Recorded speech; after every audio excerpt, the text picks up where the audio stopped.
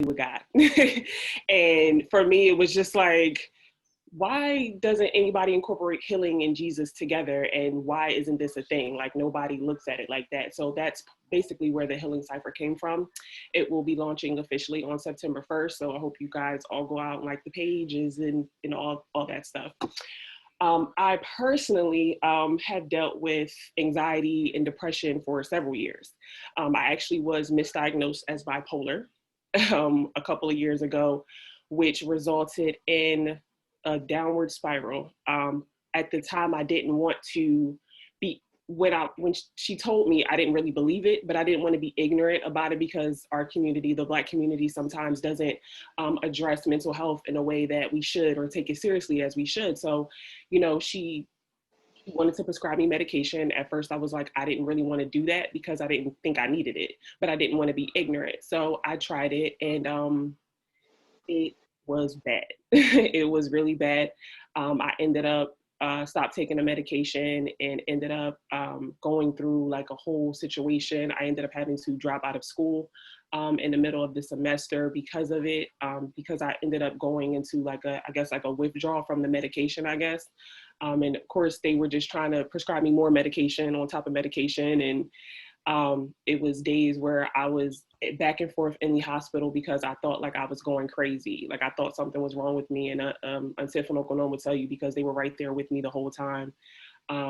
So long story short, I went to go see three other counselors and therapists after the fact. And they told me that I did not have bipolar disorder. So basically I went through that whole everything for nothing. Pharmaceutical companies, doctors, this is what they get paid for, to push, medication and to push pills. When really all I probably needed was a good workout routine, eat better, meditate, which I ended up doing in the end. But so yeah, that's a little bit as to, my story and why I'm here today.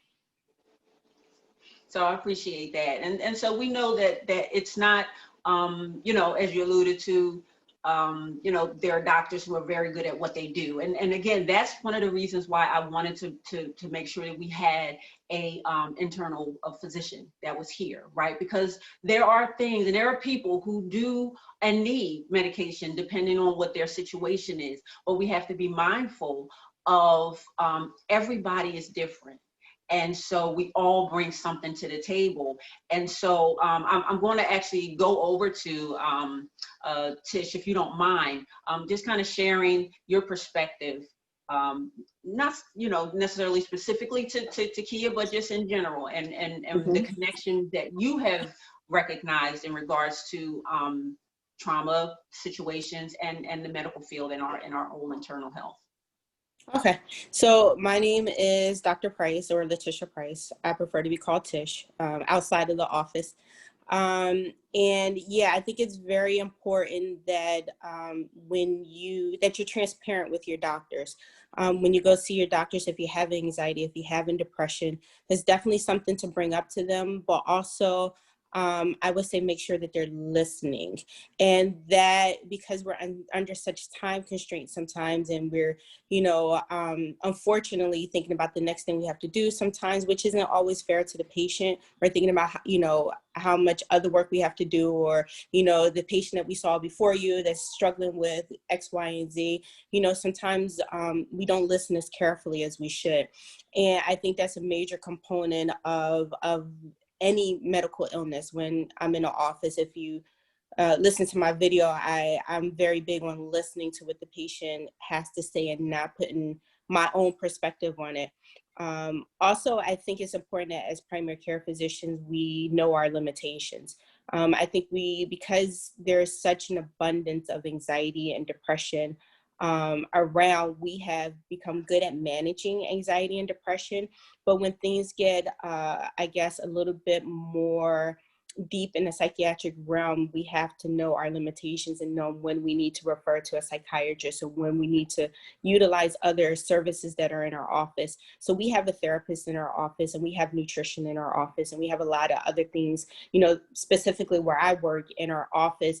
And I have to be mindful of knowing my limitations and knowing that this is, when people, I have a suspicion that someone is, not just struggling with anxiety and depression, not to minimize those, but when they, may have some psychotic features or some hallucinations or other symptoms of other disorders, whether it be schizophrenia or bipolar disorder, that we have to know our limitations and know when we need to call and help to have a better evaluation of what it is, that the person is describing to us. There are also other things that, we use in the primary care office that are diagnostic tools, and I would encourage you maybe to have your physician use those as well. There's certain questionnaires that we have that will help us to figure out, is this a bipolar situation versus a depression versus an anxiety. Bobby. And so thank you, Tish. I appreciate that feedback. And so I'll ask Rasheeeda to come on. And by all means, as we're having this conversation, ladies, as you have input, I want to make sure that this is interactive and so that we are putting in all of our perspectives, because as I said before, the 360 is all about the fact that we come from different backgrounds and different history. And so we do have, everybody has something to add to the table. So Rasheeeda, just from your experience with working with various clients and some of the things that you do, what's something that we should know? I think it's, I'm sorry, I'm Rasheeeda Dale. I am a social worker. I work at Camden County Board of Social Services. I also do a little behavioral health with youth. So I think it's very important to be kind of connecting what Kia said, to be self-aware, because self-awareness is very important when you're struggling with mental health, when you're struggling with trauma, when you're struggling with, just hard times, issues. And that self-awareness is definitely connected to Jesus and knowing who you are through him. So I really look forward to that cipher, Kia. Want to be a part of that. But I think that's very important. Self-awareness is extremely important. And even in my personal life and my personal experience and my personal trauma, and important to acknowledge that you have experienced trauma, because that's hard for people too, like to even say it. Like it was hard for me at one point to say I experienced trauma, because people are like, trauma, what's trauma? That's just life, you just go through stuff. But to acknowledge the fact that you have been through trauma and it was trauma and it was real, so that you can move towards healing and dealing with people that are in constant disarray, turmoil. I've learned in working with, in that population for 13 years, is that they just sometimes need a safe place where they feel safe enough to say, what, I'm going through and I don't know what to do. How can you help me? And that's sometimes hard, especially working in, with the government and with regulations and, restrictions. So I learned that it's important to give them the opportunity to have a safe place. Give them an opportunity to be self-aware and make the connection between what you're going through and where you're going. Thank you. And I think that's really a perfect segue into Coach Tosh. So if you want to, share some feedback in regards to your story, based on what I've known and experienced with working and speaking with you, and everybody has already said it, a lot of this has to do with our relationship with God, our relationship and our spiritual walk. And so that is something that you incorporate in everything that you do in regards to coaching other women through their traumatic experiences. And so I want to, definitely bring you into the conversation. Well, hi, everyone. My name is Coach Tosh. As Tiffinnie said, I am the Freedom Coach. I have a background, just want to say real quick, it was 18 years in the Army, not 8. Sorry. That's okay. That's okay. But I do remember every year. So, but it was 18 years in the Army. But 10 years ago, God called me to do what it is that I'm doing now. He called me, but he hadn't qualified me quite yet. And what I mean by that is I had already experienced some trauma that I didn't identify as trauma. As Rasheeeda was saying, you know, I went through some things, but I qualified it as just being life. I didn't say it was trauma yet, but God called me to do what it is I'm doing, but he hadn't finished qualifying me yet. And by that, I mean, he had to continually break me down and break me to ashes so that he could breathe life into me so that I would be able to speak to his people in a clear and concise way on how applying biblical principles to your traumatic issues will get you a healing process that is truly a process, because it's daily. Like the word even says that we have to kill our flesh daily. This is not something that's a quick fix and, you know, I give you some boom shakalakas and you done. This is a lifestyle that we have to live. And I really believe that you know, as I was going through this, and let me be very, very, very transparent. I did not want to do this. I did not want, I ran from God, like I said, for 10 years because I felt so, you know, naked, if you will. I have to tell all my business. I got to tell everybody everything that I've been through. And it was hard, but when he freed me from my identity issue, because I was identifying with my trauma, and he had to free me from that. When he freed me from it, it was easy for me to talk about it. So now I can tell you, not only am I an 18-year veteran, but I went on 6 different deployments. I was blown up by a roadside bomb. I was paralyzed for 10 months. I had to learn how to walk again. I had to learn how to do everything functional, everything from the waist down again. They told me I was never going to have children. I was never going to walk again, all these different things. And God prevailed, and he brought my legs back to me, if you will. Also, on a deployment, I was sexually assaulted. And after that incident, I found out I was pregnant. And I ended up trying and being very transparent, didn't want to have that child. So I even, you know, working in the church and knowing all about God, I didn't want to have that child because I didn't want to identify with my issues. And I didn't want to, you know, even hear what God was trying to do. But 3 different times I tried to terminate that pregnancy and God would not allow it. He got in the way every time. And now I'm raising my beautiful 9-year-old son, who is the prince of my household. He is the most awesome thing that I've ever done. You can see him all over my Facebook. And then out of that, you know, I married a pastor. On top of that, thinking that this is my salvation. Here I go. I'm a minister. I'm married to a pastor, but no one knew that every night that he was beating me, and we were living in a household of domestic violence, not just physical abuse, but mental abuse and spiritual abuse as well, because he even diminished my my call on my life. Out of that, I ended up having to get a divorce, and something that, you know, us Christians, we don't want to do. You know, we think that God is shunning us, or he's, you know, going to say, you know, we're not as holy or we're not as anointed anymore because we have to get a divorce. But then I'm, you know, having to go through a public divorce too, because not only am I, you know, a minister, but I'm the pastor's wife, and I have to, you know, file for divorce. And then being diagnosed with cancer, and I had to go through 2 rounds of chemotherapy and radiation, multiple surgeries, and all these different issues while all in uniform. All these things happened to me all while in uniform. And I had to go to work every day and save face every day. And then also minister to people every day. And because I'm still a minister and I'm still in the community and I'm still having to do all these different things. And God basically said to me one night, are you done? And are you ready for me to qualify you?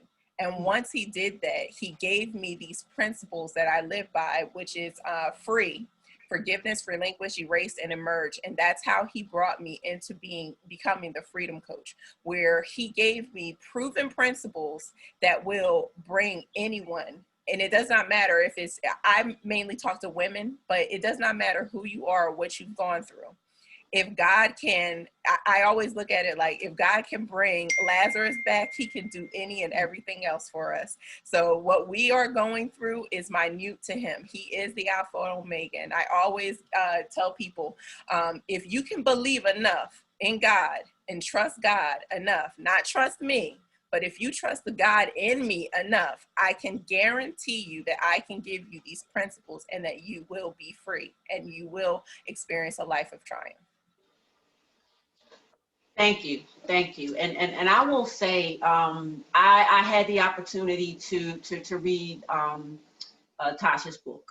And so I've been going through my own process, right? So I can relate to a few of the things that she talked about in regards to being in ministry and still having to minister to people and still having your own stuff that you have to deal with. And so I have been on the last couple months doing my own work with things that have happened to me as a child, things that I didn't even realize it impacted me as a child. You know, sometimes when you are raised as a very strong person, when you are raised as a you know, to be an independent young girl or young woman, that can work to your advantage, but in some cases it can work to your disadvantage because you end up putting up walls. You can end up not allowing people to come into your life. And so in doing that, it will impact how you interact with other individuals. And so for me, when I, you know, was called, I ran, I ran too. And I ran for a minute. And then eventually, you know, when God said, you know, stop running, and I did, and I answered the call, but I answered the call, but it didn't mean that I was free. And the thing that always made me love God even more was the fact that I know I'm broken, but you still use me. And so going back to the fact that when I used recently finished Tasha's book, those 4 principles, even through the process that I have gone through over the last couple of months, I was still able to release some stuff in a matter of just going back and reading that book. So when she says it's a process, it's a process. It's not something that you're going to, and I love boom shakalaka, you know, it's not something that you're going to just be like, okay, I'm ready to go through the process and now you're going to be set free. There's going to be moments where God is going to allow you to deal with this piece of your life. And then he's going to allow you to deal with this piece of your life. And then he's going, because we are very complex people. Women in general are just very complex people. So the things that go on in our minds can weigh very heavily. And so I'm going to kind of transition into, well, how does all of this relate to us from a physical aspect? And I'll share with you me personally. So because of some of the things that I was dealing with, you know, some of it dealing with a father situation where I didn't know my father until I was, you know, in my 20s.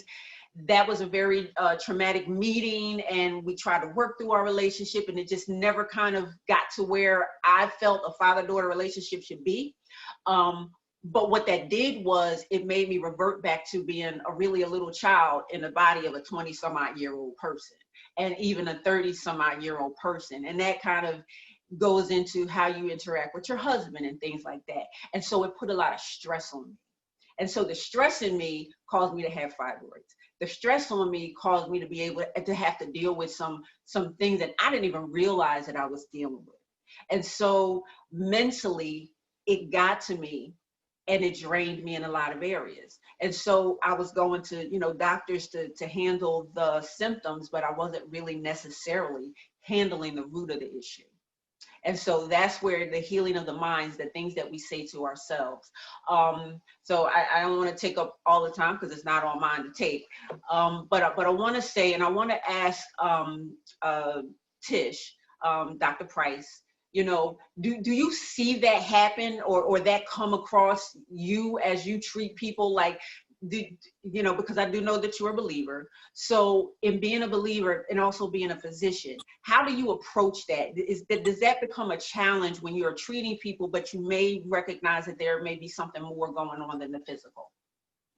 So I see it almost every day. I see that people come in with multiple symptoms and they don't recognize it as stress. They don't recognize it as anxiety. They don't recognize it as depression.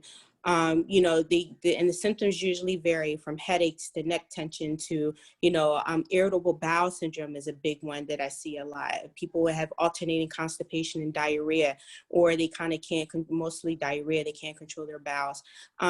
I think the biggest thing probably that I see is substance abuse, and unrecognized substance abuse. And I see it across the spectrum. I went from working in an environment where I was working with predominantly African-American population. Now I'm working with a mixed population, and I still see it across the board. I feel like in our community, it's in the African-American community, it's substance abuse, but it's only a couple beers a day. It's only, but people don't recognize it as, I know some people drink socially, but they don't recognize it as, I'm doing this because I can't sleep. I'm doing this because, or smoking marijuana, to calm my nerves. And from the other end of the spectrum now, where I'm in a mixed population, predominantly Caucasian population, it's more of, I only need 2 Xanax a day to function, or I can't sleep, so I take Xanax, or I can't sleep, so I drink alcohol. So I see a lot of that. And I see a lot of women who have eating disorders, women who are 80 pounds, 90 pounds, having a difficult time eating and not recognizing that they are also suffering from depression and anxiety that, kind of manifests itself physically, where they can't eat. And it's ironic that you say that, Tiff, because I feel like on some level, because I work with such a diverse population, that I bring up faith. But I only bring up faith if my patients bring up faith. And I feel like that gives me kind of an entryway in order to minister to them some. And so I have one woman actually that I was talking to last week who is 5'7" and 95 pounds maybe, which is, anorexic. And she feels like she's not pleasing God.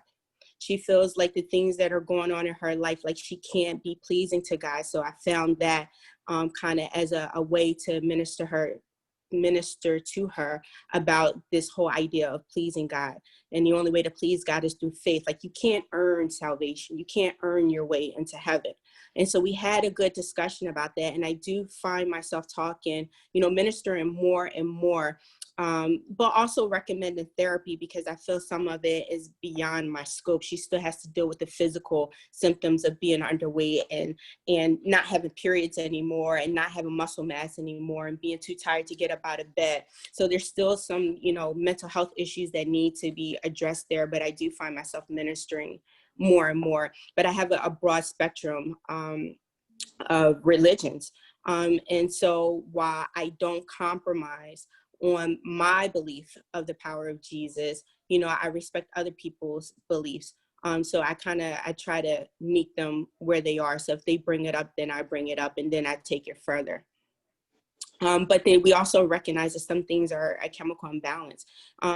I had a good conversation with this one particular lady about not only about not her being able to please God, but she had a significant amount of depression, and she didn't want to take any medication because she's a pastor's wife also, and she feels like she should be able to heal herself. She feels like she should be able to read enough in the Bible and pray enough to get herself through it. But we know that depression is a chemical imbalance in the brain, which is why medications work.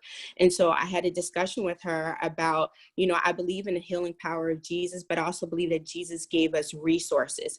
We're not the source, but we are resources, and he sends people in our lives to help us. So maybe she was sent to me because we have the same beliefs and similar beliefs, but also we have resources. We know some things about science. So we know that some things that, there are medicines that I can give her that will help with the depression, but we don't know everything about science. If, when we get to the point where we know everything about science, or we know how to extend life, then we start, we have a God complex. Then we're trying to become God. I think God limits how much knowledge, how much research, how much things we're able to figure out about science, just enough so that we can be a resource, but not be God. Ladies, anything that you want to add? Kia, Rasheeeda, That was Tosh. good that what you said about being the resource and not the source, because I try to tell people all the time, I do label myself as coach. I know I have a degree in counseling, but I feel as though God has put me as a resource, like you said. And the resource sometimes can just be talking, or it can be with medication. I've been in that situation where I had to take medication just to get me to a point where I could hear what was trying to be said to me. Counseling works, but you have to be in a frame of mind to receive it. Just like you have to be in the same frame of mind to receive Christ, you got to be open and willing to receive those things. So it's always a process when you are trying to come out of really dark issues. And I believe that they're that dark. I know that God showed me this a while ago. The reason why they're so dark is because your light is so bright and who you are is so powerful that he had to immerse you into something that you qualify to conquer. He made us in his image. He made us individually, though. He breathed life into us, and he knows exactly who we are. My trauma is not going to be your trauma. Your trauma is not going to be my trauma. The way I deal with something is not going to be the way you deal with it. Now, I can give you my principles. I can give you the things that I did, but that's why we still need the Holy Spirit to be involved in it, because he's the one that manifested so it can revelate with you and speak to your heart and to identify with what it is that you're going through. So I know I've had people that I've coached. I've had people come to my my summits that were not even Christians. I remember one summit we had, one young lady, she ended up giving her life to Christ because she just was like, this was the last, when you get back up to the wall and I don't know what else to do. So I'm just going to go to this girl's summit. And she ended up like, okay, apparently this is what I needed this whole time. And she ended up giving her life to Christ. She was actually a drug addict, and she got off the streets, gave her life to Christ. She went into rehab, and she's doing phenomenal now. She's a awesome testimony of what God can really do in someone's life. And even when I was in uniform, like you said, I was around a lot of religions, and I remember one thing that I would never do was compromise, and that. As a Christian, it doesn't matter what our profession is. We need to be able to not compromise. And my officers and everything, they wanted me to become a chaplain, but as a chaplain in the Army, I couldn't say Jesus. But as Captain Brown, I could say Jesus all day. So I never went into that realm because I never wanted to compromise and downplay who I was. And I feel as though that's what gave me more insight to different soldiers, airmen, and Navy men to witness to them and show them like, hey, I'm rocking this uniform every day. And by the way, I got chemo on Friday. So, and they all knew it. They all knew what I was going through. They all saw me and they watched me. And now I still have those relationships with them. So being the resource, I believe that's what every last woman on this call is a resource. We are resources for God if we'll allow him to use us. To speak on the physical aspect of things, like for me personally, because of my trauma from my childhood and, me and my mom's, rocky relationship and so many different things. When I got older, obviously, like a lot of us didn't know how to process a lot of it, right? So we fall into these, what I personally fell into, like abusing alcohol. I abused prescription medication. Like I found myself in this downward spiral, and like it was to the point where I couldn't even go to Walmart sometimes because my anxiety was like this all day, every day. Like it was just so bad, and I was just so depressed, and like I used to not be able to feel comfortable at nighttime because it just felt so dark and gloomy over my life. And I found myself in that spiral of just going out partying and drinking. I've crashed cars because of my recklessness of just not being able to know how to cope and to deal with the things that were going on in my life. And physically, like, you know, I was just all jacked up. I had fibroids too. Like just last year, they took out 15 of them. But a lot of it is caused from stress because I just didn't know what to do with myself. Like I was drinking on the job. Like I just like I was it was an issue. Um, and you know, over a year ago now, yeah, about a year and a half ago now, that's God just really met me where I was, like literally met me where I was and brought me to my knees with his spirit and was like, are you ready now? And like, and it took for him to be like, are you ready now? And for him to really show me how much I was ruining my life. Like I was ruining relationships. I was ruining my career. I was ruining all of these different things. And like he really, really, when I tell you that man, he pulled me out. Like when I tell you he left the 99, like it's like that's real. And I don't, you know, and I say that with so much joy in my heart to know that he loved me that much to do that. God became my counselor. He became my therapist. But at the same time, I was also going to therapy. I still went to see therapists. Me and my boyfriend reached out to couples in our church to have counseling. I had my own personal counseling. So those things are an important component as well, because you definitely need to have those things. Um, yeah, it was the physical aspect definitely takes a toll, you know, from all of the trauma and all of the things that you deal with. It can definitely weigh on you in a lot of physical ways that you don't even understand or realize. But God really started to show me and to bring a lot of things to light in my mind. Like he started to reveal things to me, like, oh, remember when this happened to you as a kid? And I had forgotten. And I'm like, and remember when you did this? And remember when this happened? Like he started to reveal things to me as to why I was who I was and why I am the way I am now. And not only just revealing them to me, but learning how to correct them, because he will. Like he will if you're specific enough with God and say, God, reveal to me X, Y, and Z, whatever, and can you help me correct it? He will teach you and show you how to do that if you're open. If you're not going to be open, do not ask him to reveal nothing that you're not going to be ready to deal with, because listen, it's not going to be easy. So, but yeah, that was my little snippet. No, I appreciate. I don't know, Rasheeeda, did you have something to add or?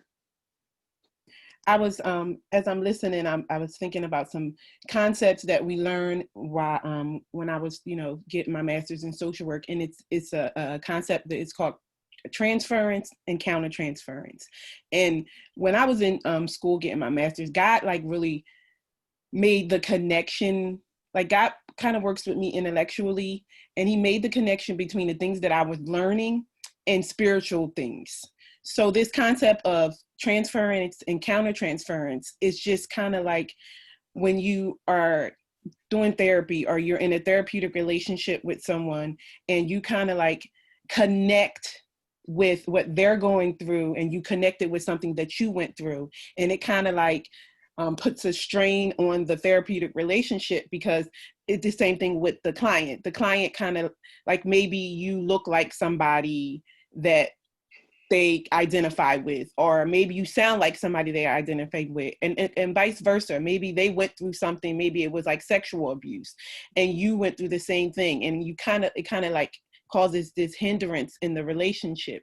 So when we make that connection, like what I do, I went through some sexual abuse growing up. I went through, you know, I had mommy issues. Most people have daddy issues. I had mommy issues, and like listening to people and hearing their stories, I kind of like had this experience where I'm like taking on what they're feeling and also dealing with what I'm feeling at the same time.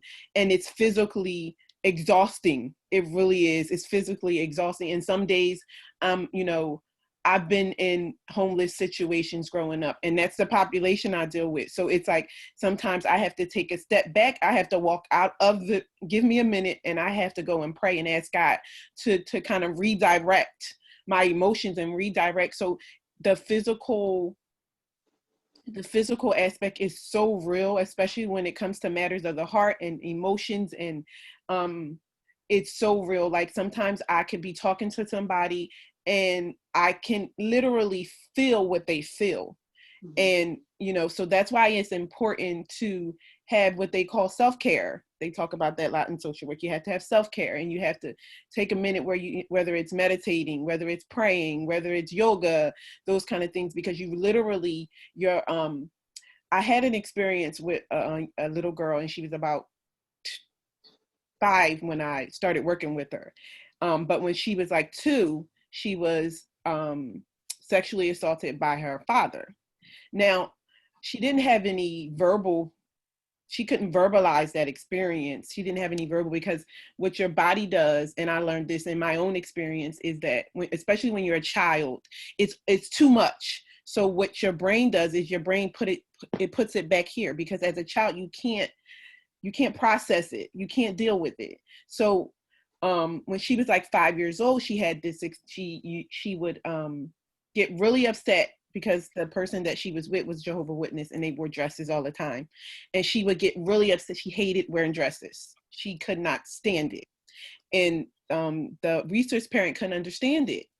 And after we started working with her and we made the connection with her trauma and what she went through when she was 2 years old, it kind of made sense to everyone. So I just want people to understand that it is real, like trauma is real, and it can pop up if you do not deal with it, it will pop up when you least expect it. You can smell something, you can see something, you can hear a sound, and it could trigger it. So it's so important to deal with those issues. Therapy definitely is necessary, and it works. So I can identify what you're talking about, because there's also another concept called compartmentalization, where you tuck your trauma back in the subconscious so that you don't have to deal with it. And so I can tell you personally, in the span, about, I guess, 2 or 3 years ago, losing my children lost 3 grandparents in a span of 18 months. And, I had to stay strong for them, and feeling like I had to stay strong for them, and not showing emotion, but waking up crying, waking up, out of my sleep crying every night. Definitely, made me have to deal with, outwardly deal with it, because I really recognize that is not healthy. And that's, I can tell you personally, as someone who's, highly educated and have to function, and, being a single parent now, I compartmentalize a lot. And it comes out in the weirdest ways. It comes out when I'm driving and I just start crying. And sometimes I don't know if it's praise, or sometimes I don't know if it's dealing with trauma. I just don't know where it's coming from sometimes. No, I appreciate that. And, just to add to the conversation, like when you do put things back in the back of your mind, and they do come to the forefront, it is important to really have that relationship with God, of course, but even with other individuals, especially people that are believers and that you trust, because you can find yourself talking yourself out of recognizing that, no, this is something that I really need to deal with. And I can say that for myself, being a minister, being on a dance ministry, doing ministry, giving to people what I feel as though God is telling me to give to them, but then not being able to speak those same things to myself and believe it, can be very difficult. And so then, and for most of you that know me and my husband are both in ministry, so it's one thing when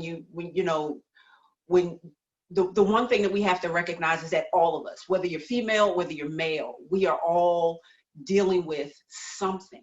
And so when you are at that place of needing to be able to talk to the most trusted people in your life, and you don't feel as though you can, because either you don't want to muddy the waters, or they don't understand, or heck, you don't even understand, it can bring a strain even on your relationships. And so you can tend to not just tuck it back behind your mind, but actually push it back and keep it back, to the point where it then becomes to come out in your actions. It then becomes to come out in your physical body and how you handle things, how you process things, because you're holding on to anger, and then it turns into resentment and things like that. And then the other person has no clue as to why you're reacting the way that you're reacting. And then I could say, you know, me and my husband, you know, we have had those interactions. And a lot of that, again, was things that were going on in my own physical mind that, you know, not just because of who I am, but because of who he is. You know, you don't want people to know that you're going through all of this stuff. And so I believe one of you mentioned, you know, you still have to smile. You still have to, you know, do the church thing, and you still have to do the ministry thing, and you still have to make sure that everybody who knows you and who sees you doesn't discount the ministry because of the personal things that you're dealing with. And so that's the thing that for those of us that are in ministry, and honestly, we're all in ministry. I will say that, whether you have a title or not, we are all in ministry. But when you allow God to do the work in you, then you're free to, as Tosh mentioned, you're free to not only talk about the things that God has brought you through. You may even be at a point that you can talk about the things that God is bringing you through. Because sometimes it is easier to talk about the thing that you're out of than it is to talk about it when you're still in it. And so, I would encourage, you know, all of us to be in that place of knowing who you are in God. And if you don't have a relationship with him, find one. You know, Jesus Christ, you know, and as many of you have said, we are respectful of everyone's faith and respectful of the beliefs, but I can only tell you from my experience, and they can only tell you from their experience. So I'm going to throw out a question to everyone. And you can answer. So, like, what was the biggest challenge that you faced, whether it was dealing with it, whether it was external, because everybody is different, right? So what is the biggest challenge that you faced as you were going through your process? I can tell you my biggest challenge, and I've already talked to some of you guys about it already, is that I keep things to myself. I'm used to keeping, I didn't have anybody to talk to growing up. I mean, I had maybe one or two people, but I still didn't want to burden them with my problems. And still today, even though I do have a close network of friends, sometimes you just get tired of talking to other people about your issues. You feel like, you know, you're the deficient one, or, you know, and that to me transfers, and not having a father in my life also transferring to me not wanting to talk to God about it. And I know that hinders my deliverance a lot, because it means that I have to, I guess, bring those things out the back of my brain to the forefront of my brain, admit that there's a problem with it, and actually, I think like Rasheeeda said, like, be willing to deal with it. And, you know, that really is still to this day hinders in some sense my relationship with God, and probably is hindering my deliverance from some things, because I don't want to talk about it. I just want to clam up. I want to, you know, get in the shower, cry, and be done with it, and it's over. I want to eat the 5th brownie, and I'll be fine. Can you guys hear me? Yeah. Okay. I think the biggest thing for me is just getting out of my own mind, if that makes sense, and getting out of my own way. Ultimately, you know, and my mom says, been saying this since I was little, that, you know, we are our own worst enemy. And I think for me, because I've struggled so much with anxiety and different things like that, like I literally had like 20,000 thoughts are running through this brain every day, and I'm breaking down this one little small scenario to 20 other different things that could have possibly happened. So just I think, so the biggest thing for me is just, you know, making that transition from, you know, this negative way of thinking to this positive, more clear way of thinking through God, right? So, you know, when I was drinking and going through all these different things, like I was, you know, I thought negatively, but now walking with God, and now that I pray and I meditate several times throughout the day, my mind in itself, kind of, it's like a switch almost. So but it wasn't easy at first. Like, it wasn't easy to pray and meditate. I didn't know how to find that peace within myself to even begin to even do those things. And now that I've been doing it for a while now, it's become a lot easier to kind of talk myself down and to get myself off the ledge and to, take that negative thought and turn it into something positive, and to learning how to just let certain things go that don't matter, that don't even deserve my time to even think about. So just that transformation from, that negative way of thinking and all of the different thoughts to just being more at peace and more sound in my own mind. I know for me, one of the things that I felt like it was a blessing, and then sometimes it can be a curse at the same time. Having the call to be a teacher preacher, we sometimes tend to talk more than we listen, and my problem was listening and hearing when somebody was speaking into my life or speaking to the situation to me or trying to help me, because again, knowing that I have this call, knowing that I have all these different things, and that, like Tiffinnie said, I can speak all these different things, and I'm watching other people get delivered. And I remember that I was laying hands on people and they're getting healed and all this other stuff, and then I'm still going to chemo. And I'm like, God, what's going on? Like, I can do all these things. I can speak all these things into everyone else, but I'm still suffering. And it was mainly for me to hear. I wasn't hearing everything that I needed to hear. I needed to slow down and take those moments where I just commune more with him, and even slow down and listen to those that he put in authority, the leadership that he put over me. I may coach, but I even have a coach. I was a minister, but then I still had a pastor. My pastor had a pastor. And it was like, because we're still human, we need to be poured into.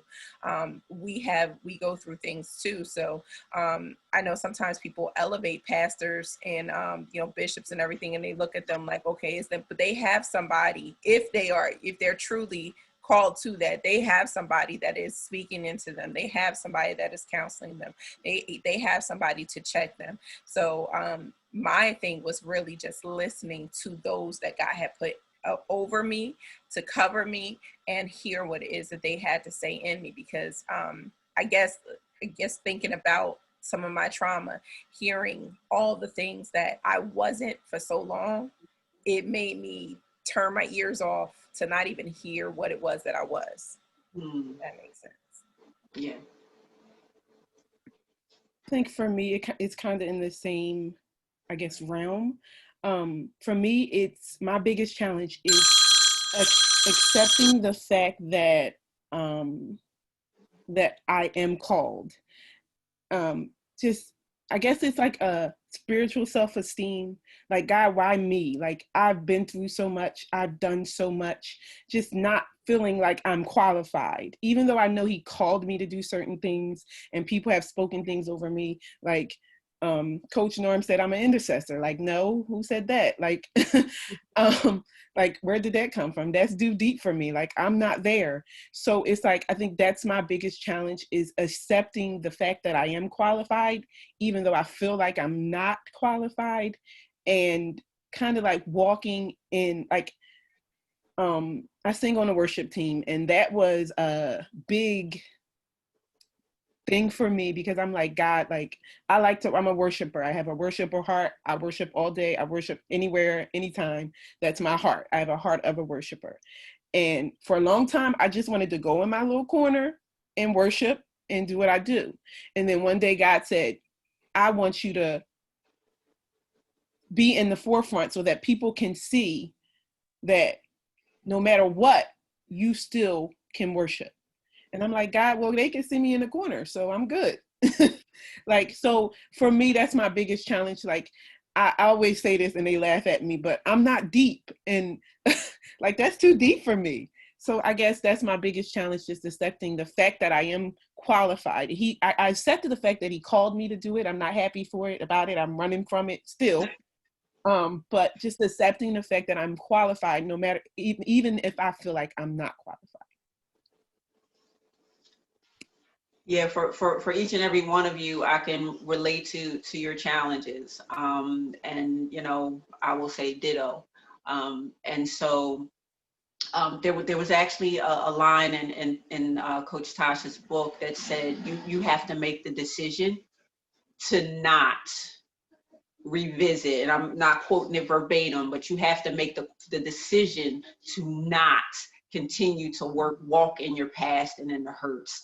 And so honestly, that was probably the one of the most impactful lines to me, because in all of the the coaching and the mentoring, and I'm sure people have said that to me several times, and I know my mentor has said that in a lot of different ways. It was just the wording at that moment, and maybe it was just the moment that I was ready to receive it, that I had to make the decision to not walk in the hurt and walk in my past.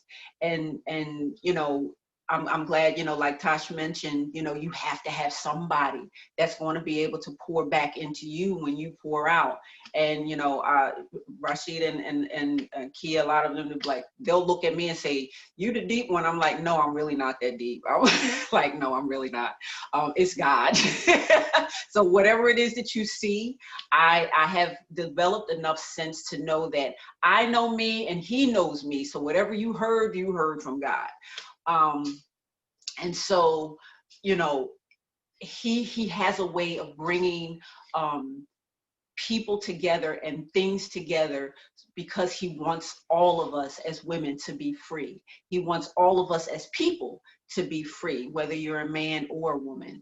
And so that being said, I know our time is coming. I want to, as I said, we would open it up for questions. If there are some questions that individuals on the line want to ask. Questions. So my husband is working in the background. That's the runner today. So one of the questions is, do you think the history with your parents was the start of opening the door for mental issues, or foundation for the pile of things to come? So do you think the history with your parents was the start of the opened the door for what you were dealing with, or as things were coming up? And it wasn't directed to anyone specifically, but I'll open that up to the group. I will, so I'll be a little transparent. I was raised by my dad. My mom wasn't in my life. She was, an addict. She's been clean for over 20 years now, to God be the glory, but she wasn't active in my, in my growing up. And I guess the question, if I'm answering it correctly, your mom and dad is your foundational everything. That's how you learn how to relate to people. That's how you learn how to be in relationship with people. That's where you learn your foundational things. That's what you learn. And for me, as a child, I can remember my mom not being around. However, it wasn't it was traumatic. Let me not say that. It wasn't, I didn't think about it that way as a child, because my father was so good at being him, that I guess it was like, when I got older, like teenage years, it affected me a little bit more, like, your period and boyfriends and those kind of things. But when I got older, I kind of had to connect with a lot of different things. And when I became a mother, I also had to connect with a lot of different things of why I mother the way that I mother. And so, yes, I think it does lay the foundation for, again, and my mom had mental health issues. So I find myself kind of taking my experience and kind of realizing why I mother the way that I mother, and why I relate to people the way that I relate to people. Rejection is hard for me. And I learned that that's connected to me not having a mother. So I kind of overcompensate for people and do more than I probably give more than I probably should, because I don't want anybody to ever feel what I felt. So it definitely sets the foundation for a lot of different things that may come up in your life. So I have two comments. The first one is, I my father wasn't in my life, and I never, that I was aware of, I never really had, I feel like, too many issues with that. But I do remember at some point in my 20s mentioning that to a friend of mine who's also a believer, who really put things in perspective, because I think I mentioned it. And she said, with his issues, you don't know how much worse your life could have been if he was there. And that, even what little issues I had about him, kind of put that in perspective. So as he kind of got his life together, and I guess kind of showed up more in the last maybe 5 years or so, I expected him to be a grandfather. And so I was like, oh, here are your grandkids, you're going to take them to the park, you're going to do all this stuff. And he never interacted with my kids. And it had to bring in perspective to me that he didn't know how to be a dad. Why were you expecting him to know how to be a grandfather? And so some things I felt like I just had to let go and just be like, it is what it is, because he don't know. He doesn't know. He has been in jail all of his life. That's what he knows. Like, you're having unrealistic expectations of him. So that's my one comment. And my second comment is my interaction with my children, is that as Tiffinnie was talking, it kind of gave a revelation to me, is that, I'm pouring out all day long. And so when I get home, I have these two little people who are dependent on me. And while I recognize that they're dependent on me, like, I am so empty by the time I get home. I am so tired that I can't take the fighting. I can't take the bickering that little sisters do. And I just go ballistic. And I'm trying to get better at it, but I do recognize, you kind of put that in perspective, Tiffinnie, that I didn't realize, like, I'm pouring out all day long. Every 15 minutes, somebody is telling me about a new problem. And now I have two little people who have problems that they can't solve, that I don't know what to do with. And I go ballistic. But then the third thing, I guess I had three comments. The third thing I was going to say is that, as much as I love my children, I realized that my older daughter, has so many good qualities, but the things that I find that I get upset with her are a reflection of me. Her yelling at her little sisters because I yell at her. Her, kind of some of the behavior she exhibit, I realize, like, she is showing me a mirror of myself and what needs to be changed. And so I think it's interesting how God kind of works through them also, in making you a better person. And so I learn from them a lot. And so I think I guess the short answer is, I really feel like, your parents are the foundation. That's where you learn everything. And, I'm hoping that I can be that better example to my children as I recognize these patterns and myself that I probably grew up with. I have kind of like the similar situation. I remember one time my pastor told me, if you ever want to see your bad attributes, just look at your children. Mm-hmm. And I was just like astonished, because it was like, almost like the gut punch into your stomach. Because I was just, I get on my son about a lot of things. And then I had to check myself, like, okay, am I doing those things too? But I never had that interaction with a parent to be able to say, hey, was I like this? My mother, herself, she was actually an addict as well. She was not in my life. I was raised by my grandparents. I didn't know who my dad was. So I was raised by a husband and wife situation, but they were not my parents. They were my grandparents. So they were a lot older. So I was very detached from them. So I saw a dysfunctional, and they had a very dysfunctional marriage. A little bit about my family history. I'm half Jamaican, so Islanders are a little different than Americans. They just stick it out, whatever it is, husband cheating, wife cheating, whatever it is, domestic violence, whatever. They just stay married because that's just what they do, especially the very old school ones. So when I got married, I didn't know what real love, not saying that my grandparents don't love each other or didn't love each other. I'm pretty sure they really did love each other, but they just had a different way of showing it. And when I got married, I didn't know what it was supposed to truly look like. So when the abuse started to happen, I initially thought that that's what I was supposed to go through, because, that's the husband I picked, and I just need to, suck it up and deal with it. I didn't know that I had an option. I didn't know that I could have more. So dealing with that and not having an example, I had to reach outside of my family to, I guess, gain another family, if you will, which is my Christ-like family, because my family is not saved. So I embraced that side of my family to learn what marriage should look like, what love should look like, how I should raise my child. So I depend a lot on that relationship now. So I know that for me, I don't necessarily have, and I don't want to say I have mother or father issues, because I never really had relationships with them to know what those relationships look like. But I have very strong relationships with my spiritual father and spiritual mother. So, and they're very active in my life and very vocal in my life. So, and even when it comes to child upbringing, I will say that it made me really learn who it is that I'm supposed to listen to, who I can still love, but who I can listen to. I know that portion of my family upbringing is what I learned from my family.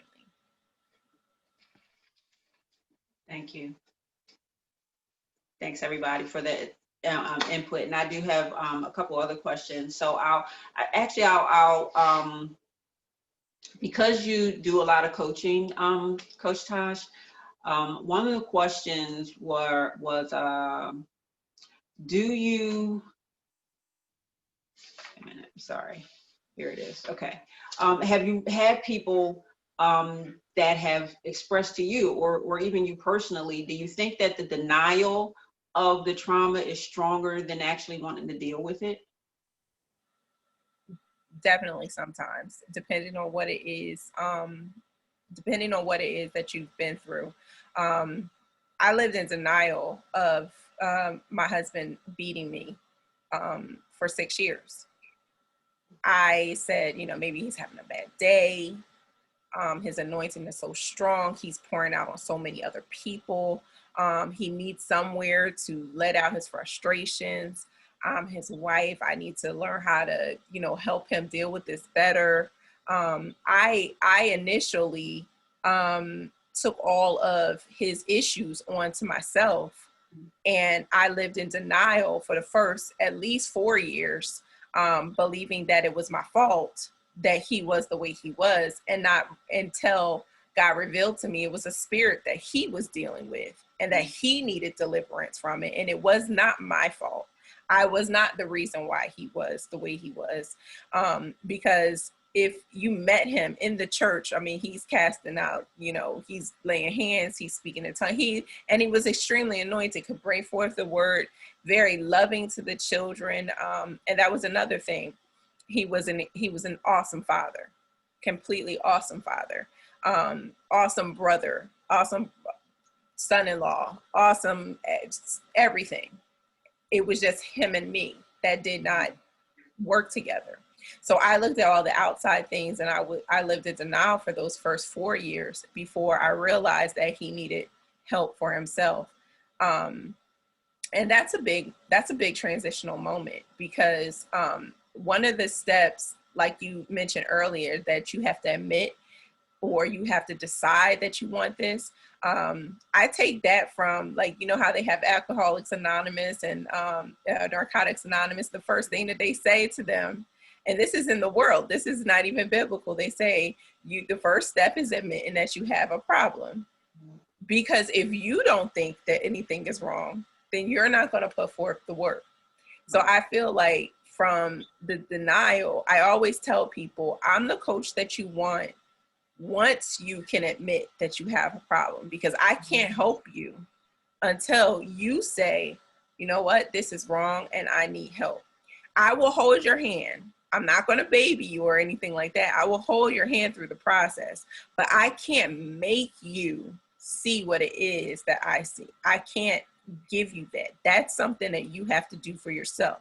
And that's one of the hardest things to do, I believe, is admitting, especially like Dr. Price said, when you're a real strong person and you have a strong will, I know for myself, like I said, 18 years in the Army, one of the things for me was, you know, I do combatives. My specialty was combat arms and ammunition and fighting UFC, and I'm running and I'm doing all these different things. I know I don't look like it right now, but back when I was I was real fit and I was real strong and I could do all these different things.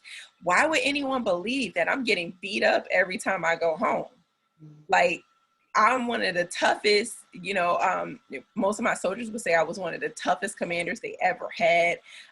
Nothing gets by you. She's always pushing us.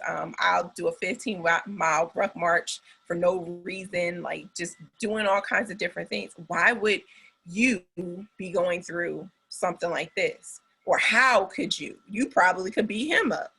Mm-hmm. So I had to get past the denial of realizing that even I could go through something. And when I get past that, then the Holy Spirit can have some room to work. If you can't admit that you have a problem, just like someone who's smoking, there's nothing wrong. And you'll even see people who overeat and then they go to the doctors and now they have diabetes and they continue to overeat because they don't think they have a problem, you know, until you get it in your mind that, okay, I need to work on this or I need to fix it. You're never going to be able to get help. Coach Tosh, can I ask you a question? Sure. Did you, and I'm not ashamed to say that I'm asking this for myself. So on the spectrum of the domestic violence, was there a switch that all of a sudden it became physical, or did it start as mental? Did it start off as like kind of little words here and there and then it became physical? Was there a spectrum, or was it just kind of like overnight, like you just got angry and started hitting? No, it was a spectrum. And I'm glad you said that. I married my ex-husband while I was still pregnant. Like I said, I was raped in combat and I found out that I was pregnant. He knew I was pregnant and he wanted to still date and he still wanted to marry me. Now, the entire time I was pregnant, I will be very clear about this. Like I said, he never touched me the entire time I was pregnant. Would he say certain things that was a little demeaning and derogatory? Yes. Looking back on it now, that's how it started. Once I gave birth, that's when the physical stuff started. So it did have an escalation period. I remember the night of my wedding, we didn't have a lot of money and we actually got married within 3 months of being together. And I wasn't a person that wanted to put thousands into a wedding. I wanted to put it into buying a house. Right. And I remember coming out of the closet after I got dressed and he was like, "You're going to wear that?" And that's going to the church to get married. Even looking at his face in the pictures, he didn't seem very happy. I remember sometimes him just telling me, you know, "You're getting fat." And if you saw pictures of me when we first got married, I was not that big when I gave birth. I got bigger after when I first got pregnant, I got a lot bigger once we got married. And I'm not sure if that was because I ended up on bed rest or if it was because I was completely depressed. I started out before I was pregnant, I was 130 pounds. By the time I gave birth, I was 227 pounds. So I gained like a whole nother person. After I gave birth, I think my son was 2 months old the first time he hit me. That was the first time he laid hands on me. My breaking point was we had an agreement that this would never happen in front of the children because he had 3 children as well. So this was always behind closed doors. None of the children ever knew. Like, it went so far, like not just the church not knowing, not just my coworkers. Now my coworkers could figure it out. because, you know, I'm coming to work and I'm wearing, you know, I wear makeup and I learned how to cover it up, but sometimes you just really couldn't cover it up. And I would make up these excuses. Oh, I fell, or this happened. And can you believe I burnt myself with curling iron? And I mean, I got good at it. And I remember my son was 3.5. He was almost 4.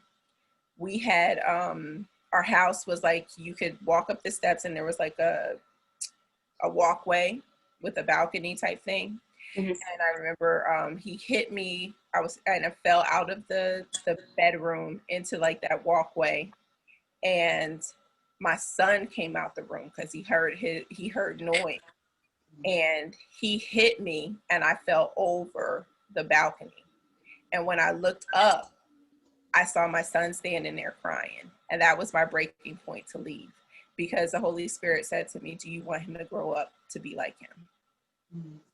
Because my son was walking and talking already. He was already emulating him, sitting the way daddy sits, putting his hands in his pocket the way daddy does, trying to learn how to cross his leg and all that, you know, all those different things. He was already learning all the mannerisms. And that's how I literally got out of my denial to break free, to say, I need help because of my son. I just looked at him and was like, no, I don't want him to be like him.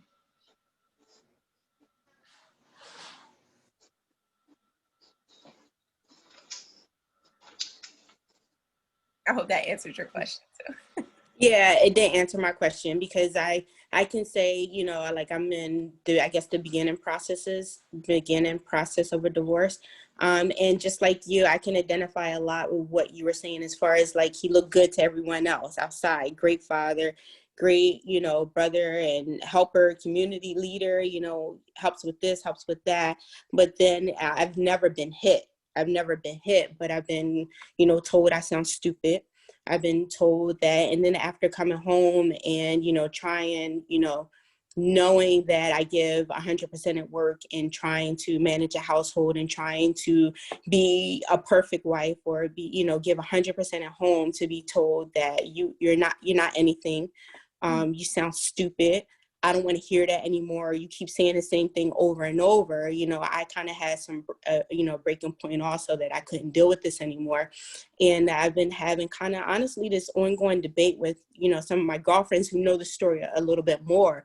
And my girlfriend's like, there was going to be a point where he was going to hit you. And I'm like, no. I would never believe that. He's not that type of person. And they're like, it's a spectrum.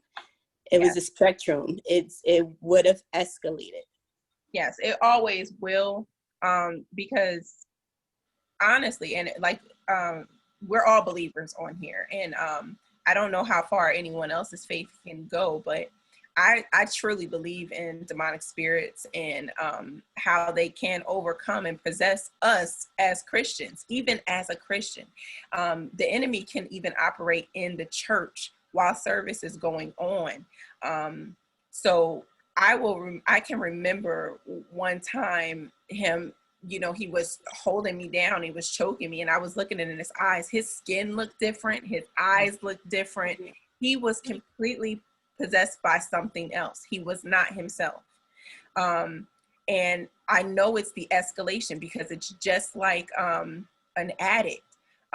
You might start off with marijuana, then somebody's giving you, or you start off drinking, and you're only drinking a beer, or you're only drinking wine, and now you're going to vodka, now you're going to scotch, now you're going to tequila, and this is not doing it anymore. Now we got to smoke weed. Now we got to pop some pills. Now we got to do a line of coke. Now we shooting up heroin.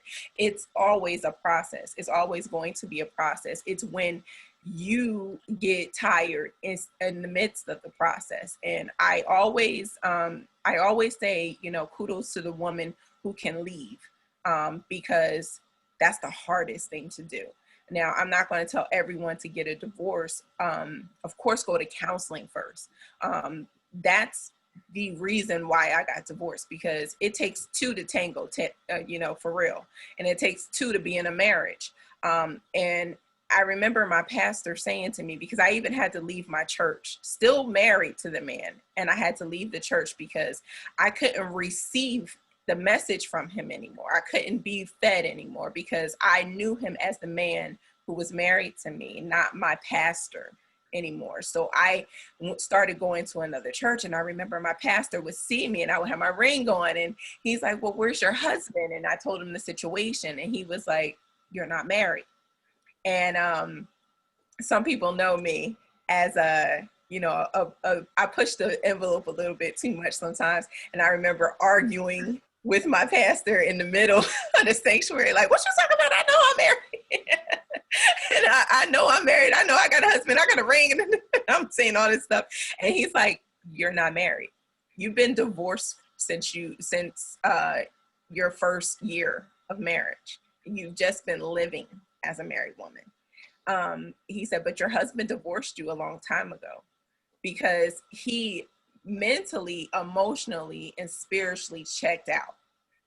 When he got to the point that he cannot love me as Christ loved the church, and he cannot treat me as Christ treats the church, he divorced me. That's when he put me away. Like the Bible says, put her away.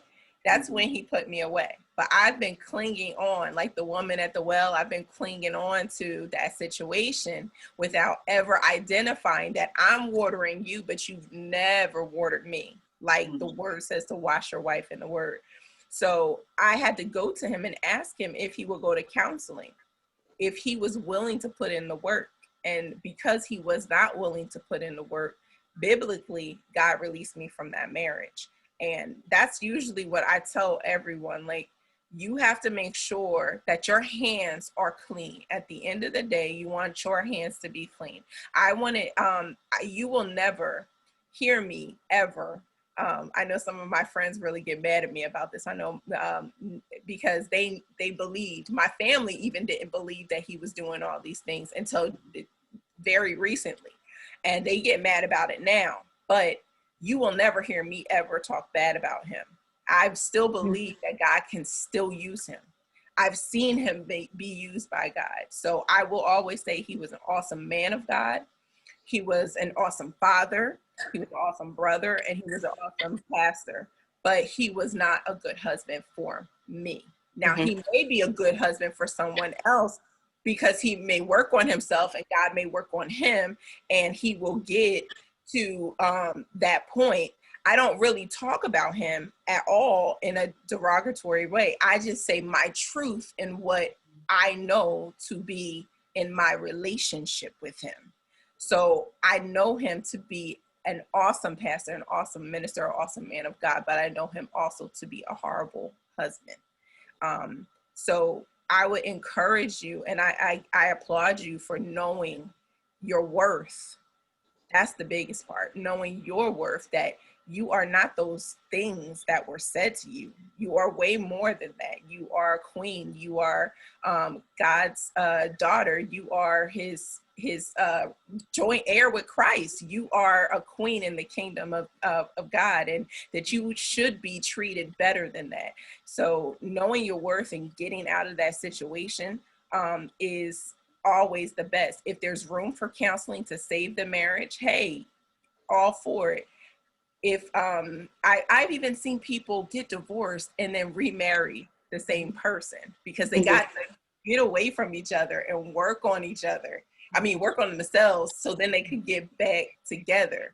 So you never know what God is going to do, but the fact that you listen to him enough to know your worth and that you're doing for yourself, that's the phenomenal part, and that's the breaking part. Now is the time that you clean yourself up and get yourself stronger in your own self-esteem, because now you have two little princesses that are looking at mommy as the example of queendom that they need to emulate. So I looked at my son, and that was the reason why I left, because I want my son to marry a strong woman of God. I don't want him to marry a doormat. He doesn't deserve a doormat. He needs somebody that can lift his hands up. He needs somebody that can be that help that he's called to be something phenomenal. So he needs somebody to stand next to him. He needs to know how to treat her as well. So I really applaud you for getting to the point where you are free of the situation, and now comes the time to work on the mental portion of what my next step is going to be. Thank you. Thank you for that. Yeah. So you have questions online? No, go ahead. Okay. So my husband is diligently helping me with these questions. So I appreciate that.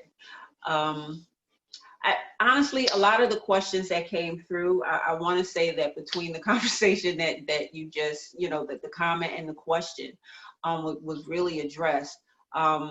One of the questions, though, I will say is, can you ever really be free from your trauma and mental issues? I'll open that up for people, but I will say personally for myself, yes. It doesn't mean that you forget, but it means, at least it has been for me, and again, I'm still going through my process. It means being able to be healed to the place where it does not trigger negative thoughts. It does not trigger animosity. It does not trigger outlashing to the person or to people that didn't have anything to do with it.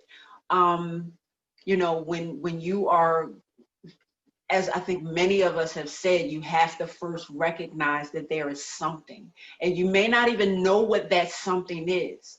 Honestly, for me, I knew that God was calling me into a place. I knew he was surrounding me with people that were, as Coach Tosh said, I was seeing some things that was like getting under my skin. And I'm like, wait a minute, is that me? Is that my reflection that I'm seeing? And so I kept trying to do the things of God, but physically recognizing that there was a spiritual wall in front of me, and it had to do with me. Didn't have to do with anybody preventing me from doing anything. It didn't even have anything to do with the enemy preventing me. It was literally things that I needed to recognize. So for me, I had to go to God and say, I don't know what these walls are, but I need you to show me so I can get beyond them. And so getting beyond the pieces of the puzzles that he has allowed me to get beyond, I'm free. Some of them have taken longer than others, and some I know I'm still working on. So that's I can answer that for myself, but anyone else, if you have a comment, by all means. I think that yes, the answer is yes. Personally, I just like to remind people that healing is continuous.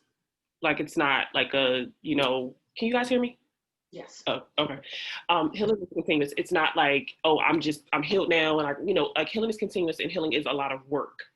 It takes a lot of work to keep your mind at peace, to keep yourself at peace, to keep your spirit at peace. It takes, reading your Bible. It takes, going on the assignments that God called you on to do. It takes, like I use myself as an example. It takes me getting up every day to make sure I make that space and time for prayer and meditation to clear my mind before all the craziness begins. And, taking those moments throughout the day when the craziness happens to say, I need a minute with God. Like, I need a minute. I need a minute to go to the bathroom at work, or before I lay down to go to sleep at night, to take that time. And whatever that work may look like for you to work through that healing. But I'm going to be doing all of these things until the day that I leave this earth. And there's always going to be something that I'm going to mentally need to break free from or heal from. And, I look to God for guidance on those things and how his instructions on what I need to do to take care of those things. So can you break free from the mental things in your life? Definitely. It is possible. It can happen if you want it to happen, and if you're willing to put in the work to make it happen. So. Yeah, I would say the same thing. Like I said in the beginning, it's about being self-aware and knowing healing is, anything is possible with God. Like, that's just what it is. So, God wants us to be free. He doesn't want us to be bound by anything other than him. He wants us to be led by the Holy Spirit. And like Tosh said in the beginning, we're supposed to die to flesh daily. For me, it's minute by minute, because, you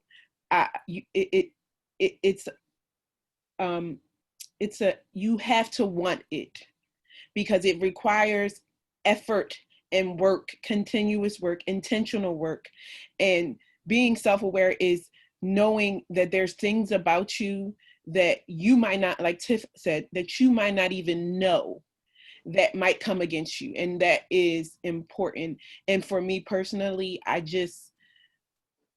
feel like healing is one of the models that I kind of use is you forgive because you're commanded to forgive, but you also have to remember so that you can recover.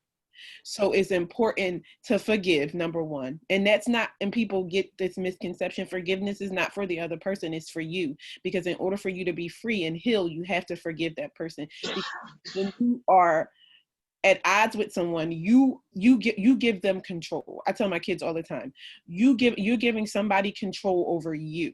Because if they're dictating how you respond, how you act, how you behave, you're giving them control. And you're supposed to be led by the Holy Spirit, not by another person. So you have to recognize that like we've been saying, it's been a common theme, that there is a problem, and then you have to be willing to do the work. Because I can say I have a problem, but then I can also, like drug addicts, I can say, oh, I know I have a problem, but I don't want to go to rehab. You have to be willing. And it's a process, just like with drug addicts. I talk to them all the time. Yeah, I'm clean. I've been clean. Like, but however, I still struggle with A, B, C, D, E, F, G. Because just because you stop doing drugs doesn't mean that it's a connection in the brain. There's two parts to addiction. And there's you have a memory, and then you have the actual act of it. And if you don't deal with that memory, you're always going to be triggered. And being free means I recognize these triggers and I'm going to work on responding to them in a different way. So it can definitely happen. Anything's possible with God. I'm sorry, side note really quickly.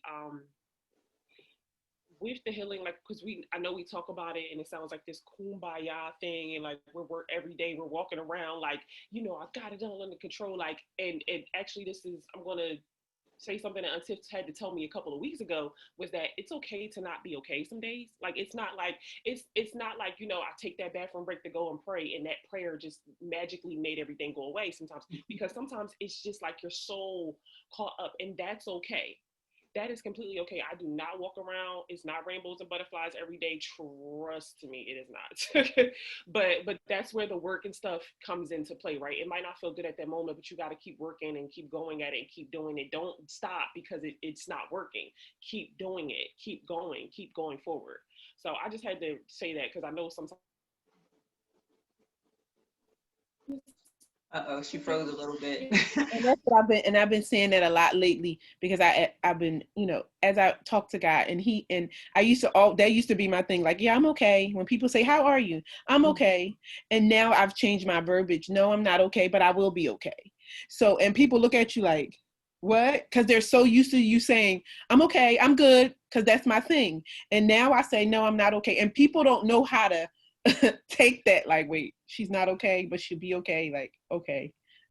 So I've learned to change my verbiage, because that has a lot, like, your words are powerful, and you have to learn, like, affirmations and just speaking the word of God, who God says I am. You are a chosen people, a royal priesthood. You are like Coach Tosh said, you are heir, like you're a queen, and you're in a part of a kingdom. You're royalty, like, in those kind of things, because like Kia said, it's not rainbows and butterflies. Like, days I'm not okay, and a lot of days I'm not okay, and I tell people that now, like, I'm not okay, but I'm gonna be okay. And it makes people think, honestly. I think it gives them like this, okay, well, if she can admit that she's not okay, because I'm the person that's always okay and I'm always good, at least I say I am, and if she can do that and she can be transparent and can be honest with me, I can do the same thing. And it kind of pushes people towards healing, this process of healing, Say this is my last thing. I'm gonna say this and I'm done. I swear I'm done. This is my last thing. One of the things that I've really been pushing myself the past like 2 weeks is that, and God has really shown me, is understanding that we have the authority over this. Like, we have the authority over this. Like, when you put it in your mind and really understand, like, oh, I don't have to choose to stay in these cycles and these things, like, it flips, because you realize that you have the power to control what's happening up here. So when you realize you have the authority, trust me, it gets a whole lot easier. I love the fact that you have the authority. You don't have to do it by yourself. That's true. Right. It's him. And that's the thing that people need to understand. That it's not, because people say, I can't do that. I'm not that great. But it's him. You're doing it through him. He's using you. So you don't even have to do it by yourself. I tell people that all the time. Like, this process, you're not doing it alone. You don't even have to have the strength. You just ask for his strength, and he will build you up, and you'll be able to do it. And you'll be doing things and saying things that you'll be like, how did I do it? But it's not you, it's him. Right. I love the fact that when Kia said that it's a process every day, and that she has to make up her mind every day that, okay, this is what I'm going to do, and save the space for it. And then what Rasheeeda said about, people putting titles on it. I always talk to people about like the different titles, especially in the church. And I love my church people, but sometimes we can be the worst ones. We put the title on the pastor, and the pastor, oh Lord, don't let the pastor do anything. If he picked his nose or he did something wrong, now his anointing is gone. Like, and you are the lead usher, and your foot hurt today. It's just like, why are we putting so many labels on it? And I believe that that's what trauma does to us too. The world tells us I'm a rape victim. So it's already giving you the mentality that you're victimized. You're identifying with being what is a victim. No, you're not a victim. You are an overcomer. You are a survivor. That is something that happened to you. It is not who you are.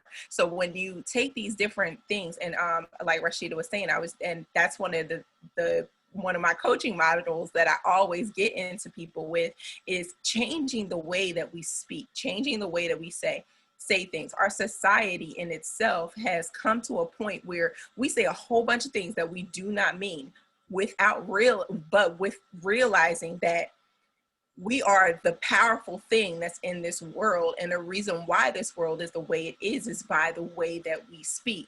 When people say, how you doing today? They really don't care how you doing today. It's just the societal way of hello, instead of just saying hello, you just wanted to say hello. You're like, hey, what's up? How you doing today? And you really don't want to hear all my problems.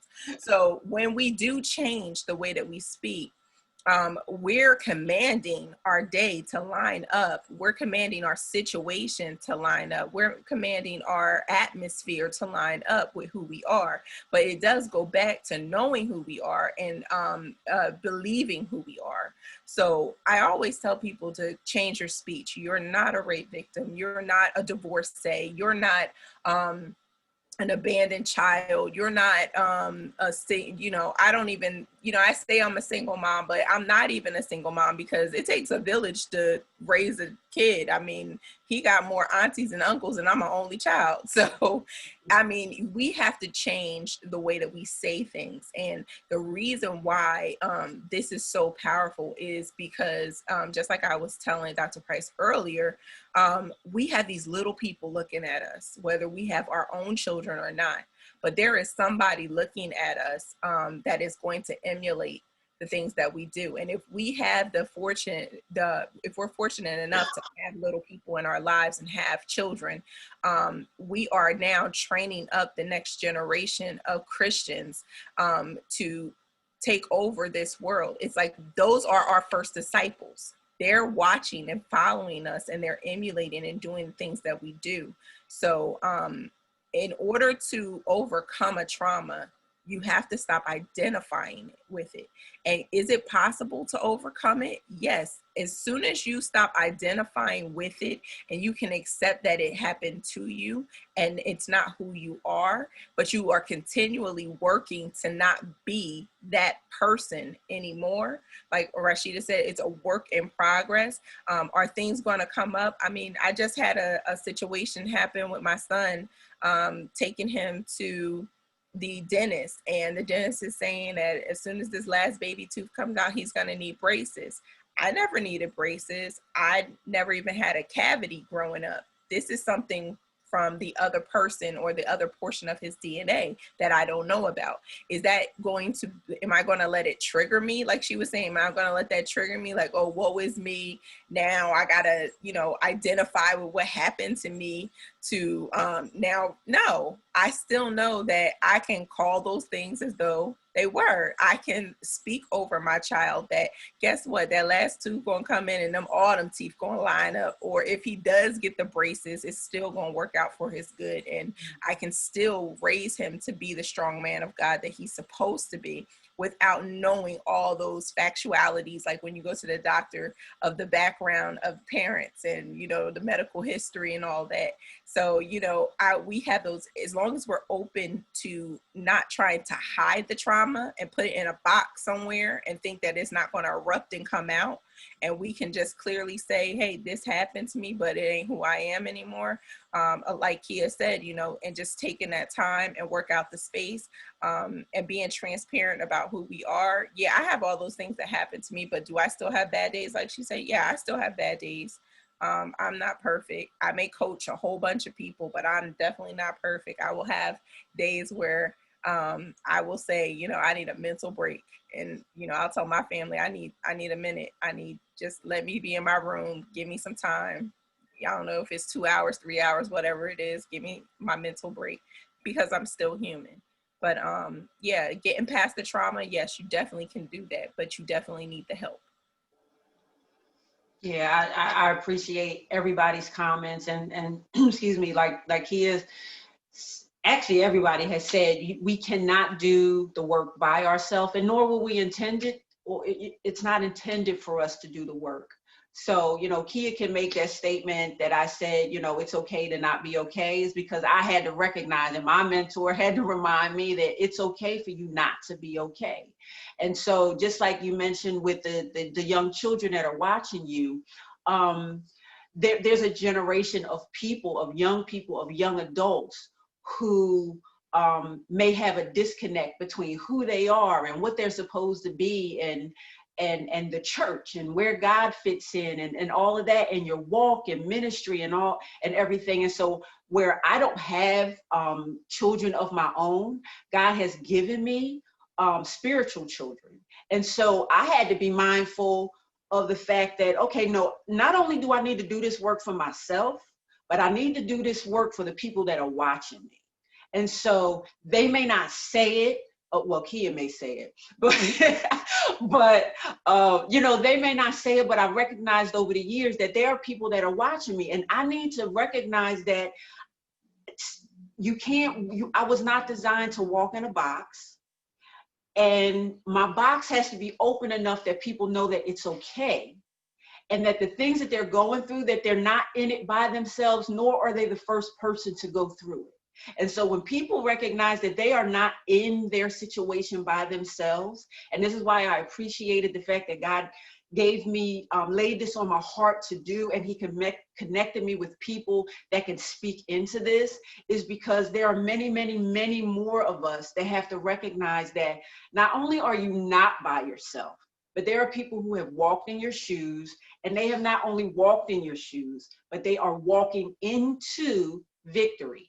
They are walking into freedom. And there are many, many, many of us who have seen freedom, and we recognize it, and we appreciate what God is doing.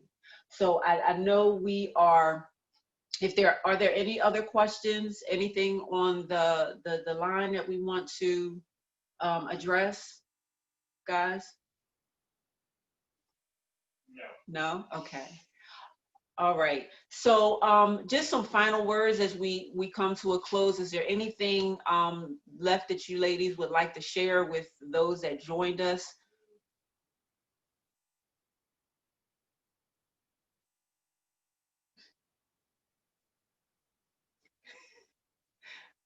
No, we good. Okay. All right. Well, I want to say thank you, Tiffinnie, for doing this and having us all on, because I know every time we do get a chance to talk about things that go on with us as women, we heal.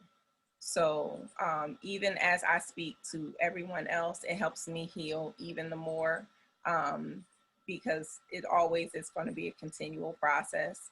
I'm really grateful for people like yourself that will build these platforms and are open to letting God use them to create atmospheres like this, safe spaces for us as women to come out and talk about what it is that we've been through, go through, or whatever, so that others can heal from what it is that we've, experienced. So I do appreciate you, and I thank you for inviting me and letting me spill my guts. Absolutely. as we all seem to be. And but as you said, it's all about the healing. So I appreciate everyone. We are going to share some resources with everybody. As we've shared, there are people that may be dealing with domestic violence or abuse or maybe in crisis. And so we do want to make sure that we provide that information for you. So if you are in that situation, do not stay in it by yourself. Get the help that you need. I want to make sure that we make Coach Tasha's information available. So if you are interested in her services, her coaching, any of the books, I want you to go to her website, which is called The Talks with Tash. And she also has a Facebook page, so please connect with her. She put it in the chat. Thank you. Healing Cipher, as Kia mentioned, will be coming out in September. Dr. Price, thank you so much for providing your insight, and as well as sharing your own story. Rasheeeda, same with your experience and your information coming from both the professional and the personal. So I appreciate you. We will be continuing to do this every month. Next month, we are going to be dealing with brains and beauty. More to come on what that means, but this platform is really about celebrating women from all backgrounds, whether you're from 6 to 60, maybe even 100. I discount the 100. But I appreciate you. Continue to pray for each and every one of us. Continue to pray for everything that and the work that these women are doing. And I thank you for joining us. One more thing, Tiff, I wanted to offer everyone on your platform, I did put the website in the chat. It's www.thetalkswithtash.com. We have a workshop coming up. It's a 4-week workshop where it's called the Journey to Freedom. And what we do is break down your own personal journey in this. We walk through the book, Breaking Free, Biblical Journey from Triumph to Triumph, Trauma to Triumph. In this workshop, you get the book. You also get a Freedom t-shirt. And like I said, you also get a complimentary one-on-one with myself. So it's on my website. If you go there, you can register. Don't let price be an issue. I'm going to offer anyone who's on here for 50% off. So just email me and let me know that you were on here. But if you just want to just get the book, I'm going to offer that. Instead of the $20, it will be $10 for anybody that's on this platform. Just email me from my website and I will get it out to you as soon as possible. Thank you for that. And thank you, Tiff, for having me, for inviting me. I feel like I've grown a lot in the last 2 hours, and I have a lot of, to pray about and think about. So thank you. This has been truly a blessing for me. Thank you. Thank you. It's definitely been a blessing for me as well.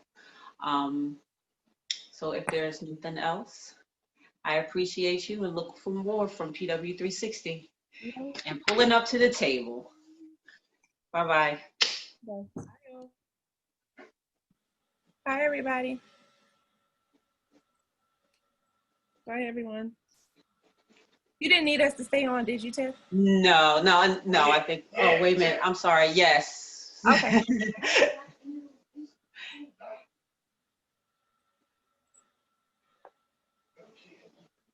This was awesome.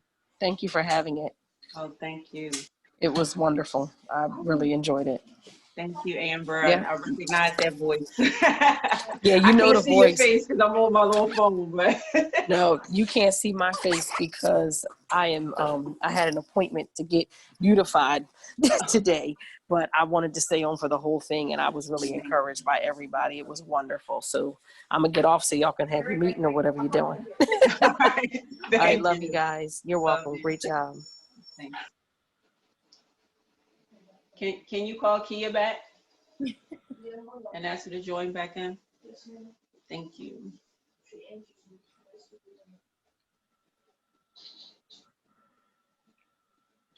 No, I'm calling the child, please.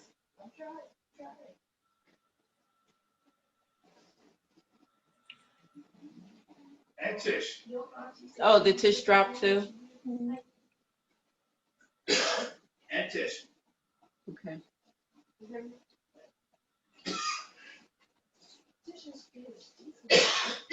What did you need, hon? What did you want to No, do? she already did it now. I didn't know that she did it. What? She already did it. Oh. We can do a freeze frame from the video, okay?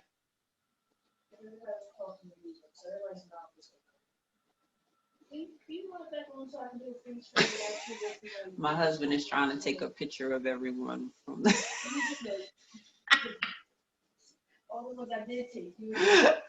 I know there's a way to do it. I forgot how to do it. Oh man, I really forgot how to. I know there's a way to do it too. What? You have to take the screenshot from your phone because I can't screenshot from the computer. Okay. So they're coming back on, but in the meantime, I can finally use the restroom. Yeah. Okay, but I'm only seeing 4 people on my phone. No, I'm saying. You gotta let them in the room. No. Oh, okay. I got a kid coming. Yeah, let them back in, honey. All right. Just take a picture of the TV, man. It's on the big screen. Because I can literally only see 4 faces on my phone. All right, we're just waiting for Tish to come. But when they show up on the, where'd Danny go?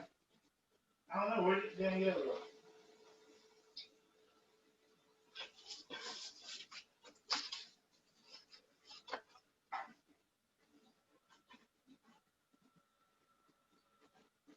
I was gonna give comments, but Jackie said no, you're the host.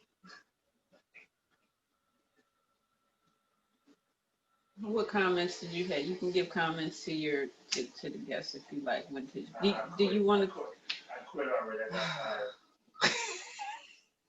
You hear right? See what I'm dealing with. Did Tish say yes or no? Yeah. Okay. So now this should be a slash. Instead of just having all the females doing it one time, now you do a code. Oh my Lord. No, I'm serious because of the like Tasha said, a lot of these issues are the same issues, but they're just coming from 2 different people. But True. if you have everybody. Technically, I think I'm still recording, so if everybody just smiled at the same time, we eventually just save it. Okay. As long when Tish gets back on, and that's why I said okay.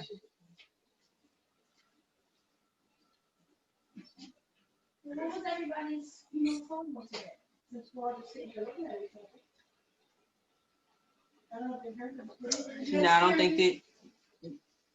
Can you guys hear her? Mm-hmm. This is Jackie.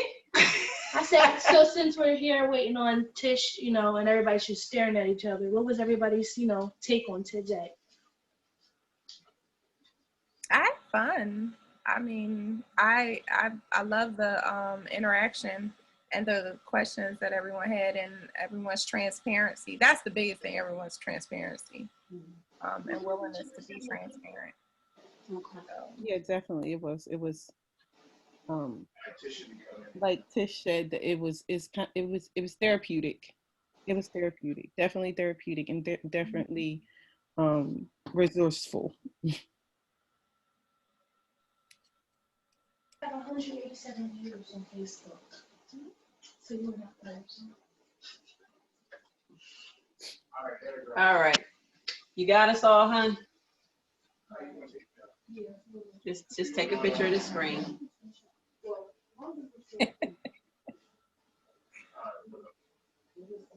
All right. Maybe not make that face here. What is he trying to do? I don't understand. He wants to take a picture with everybody. Oh, I'm like, This need to go on Kingsway. oh, okay. I don't know. What are you doing, man? Sorry, y'all. So they're like in the room around the corner, so I can't see them. All I do is hear them.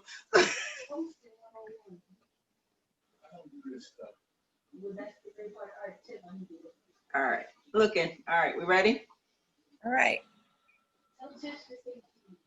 Tish, say cheese. Oh, stay there. Stay there. Awesome. All right. We good? Yeah. All right. Thank you, everyone. Enjoy the rest of your weekend. All right. Thanks for having us.